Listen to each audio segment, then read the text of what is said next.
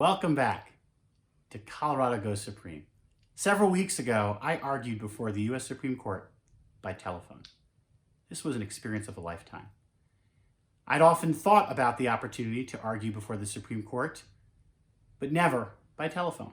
So I prepared through 7 moot courts, simulating what the experience would be like. And I was able to get our key points across, that everyone's vote needs to be counted. The Supreme Court engaged in, as it always does, a series of hypotheticals, challenging questions, testing whether we had worked out all the implications of our argument that states have the right to require electors to vote for whoever wins that state's popular vote. In Colorado, we have such a law, and I was defending that law. A highlight of the argument was when Justice Clarence Thomas asked my opposing counsel, "Are you saying that a state wouldn't have the authority to remove an elector who voted for Frodo Baggins?" But I think that on your side, you, as the Chief Justice alluded to, you have a similar problem because the elector who had promised to vote for the winning candidate could suddenly say, I'm going to vote for Frodo Baggins, and I really like Frodo Baggins. And you're saying under your system, you can't do anything about that.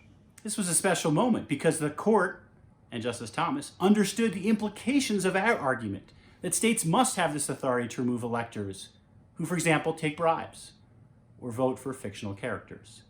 We also reveled in the mention of Frodo Baggins because as a family, there's perhaps no character we're fonder of than Frodo and maybe Samwise.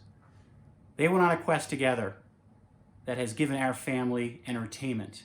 And here on my quest, on behalf of the people of Colorado, I could use Frodo in my closing argument. 2 closing thoughts.